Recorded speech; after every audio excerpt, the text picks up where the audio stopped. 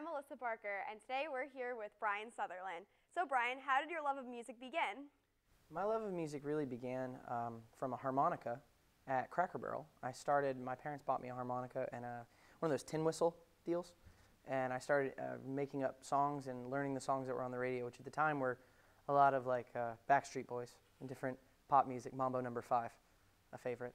That was really where it started, and then when I got to middle school, I got a cello and a guitar on the same day, and then learned those and came to college here for cello. How did the Brian Sutherland Band begin?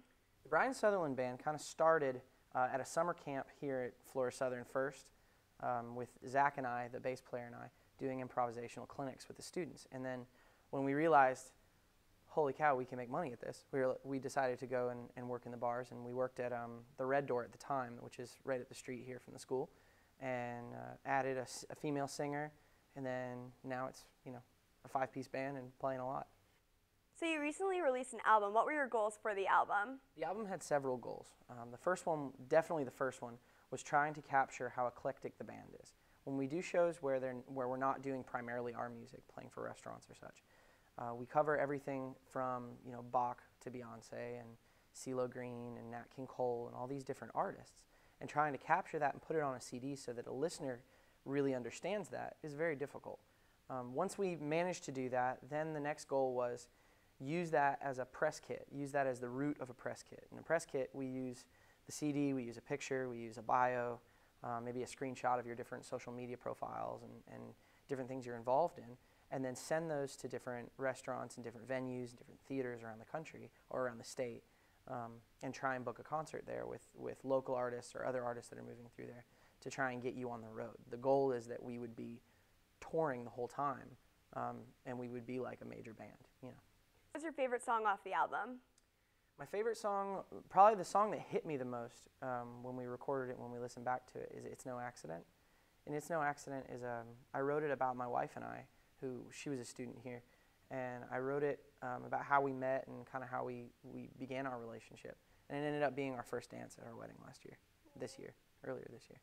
So what was your favorite song to record off the album? My favorite song to record off the album was Free. Free captured what we did when we recorded. We actually recorded most of the album in Branscombe Auditorium here on campus. And when we did that, certain songs kind of, if you're tired, they come out, you relax, and so they come out a little different.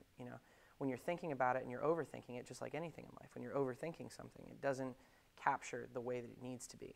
It's not relaxed because you're frantic, you're tired, you're worried about getting the words right or whatever.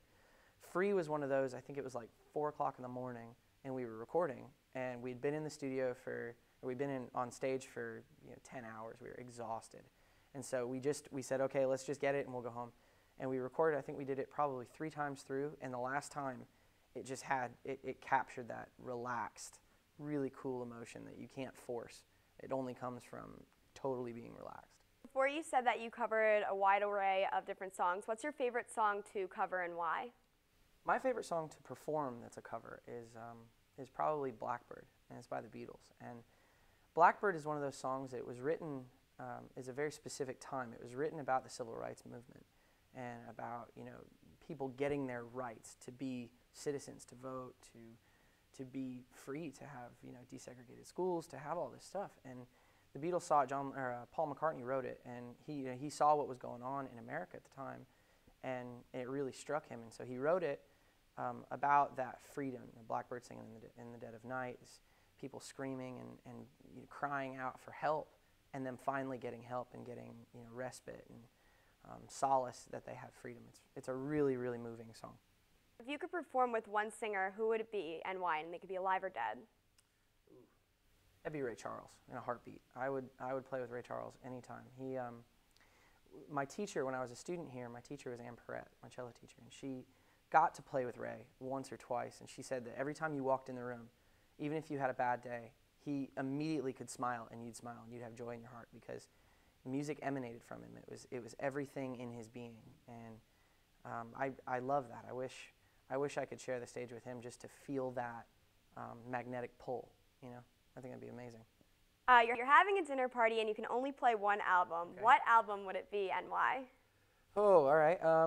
Dinner party music to me is kind of a background thing, right? So I would probably play Django Reinhardt or any kind of classical music. Django is like gypsy jazz music. So he was a French guitarist. He only had like 3 fingers, but he's an amazing guitarist. And that kind of music to me really is more background music that you can kind of groove and jive to. And if you want to listen to it, you can. But if not, it's not intruding. You know, it's great music though. Thanks, Brian. Back to you, Taylor.